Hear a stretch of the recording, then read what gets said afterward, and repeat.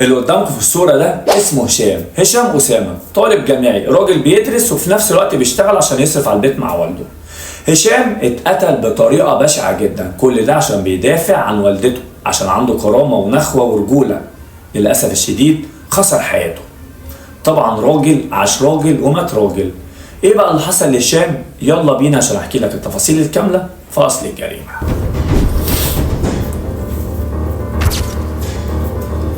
قبل اي حاجه طبعا ربنا يرحم هشام ويصبر اهله على فراقه، ويا رب يرجع له حقه، وكمان يصبر يعني صحابه اللي زعلانين عليه بجد بسبب اللي حصل له. هشام من محافظه الجيزه، وتحديدا من منطقه اسمها اللبيني بالهرم. هشام والدته في يوم من الايام كانت راجعه، واحد يعني ضايقها، كان بيعاكسها، بيقول لها الفاظ مش كويسه، ودي مش اول مره، عشان كده هي اشتكت كذا مره لاهل الولد دوت اللي هو المفروض ساكن معاهم في المنطقه. ولكن المره دي عشان خاطر اتضايقت اكتر فراحت عملت محضر، وبعد كده روحت وحكت اللي حصل. هشام اول ما سمع الكلام ده للاسف الشديد طبعا اتحول، عايز يجيب حق امه. اولا هشام عنده 22 سنه، يعني شاب لسه صغير في مقتبل العمر، بيدرس في كليه تجاره. والده فاتح له مغسله كده صغيره بتاعت عربيات عشان خاطر طبعا بيشتغل وبيصرف على البيت مع والده.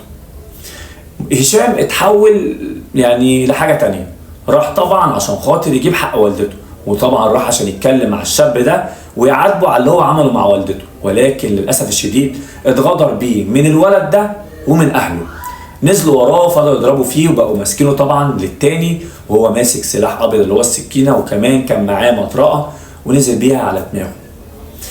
يعني سكينه ومطرقه، واداله واحده نافذ وخلص عليه، وهشام طبعا وقع في الارض. ابوه اخده بسرعه جري بيه على المستشفى 5 ساعات، ولكن لا حياه لمن تنادي. كان هشام طبعا فارق الحياه. انا مش عارف هنفضل في وجع القلب دوت لحد امتى. يعني هو غلطته ان هو راح يدافع عن والدته. يعني انت دلوقتي قدر نفسك، حط نفسك مكانه.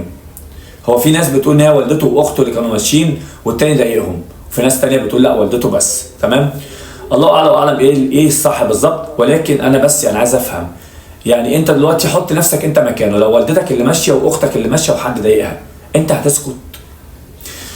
حسبي الله ونعم الوكيل. ربنا طبعا يرحم هشام ويصبر اهله، عاش راجل ومات راجل بيدافع عن والدته، وللاسف الشديد اتوفى عشان خاطر احنا حاسين ان احنا بقينا في غابه.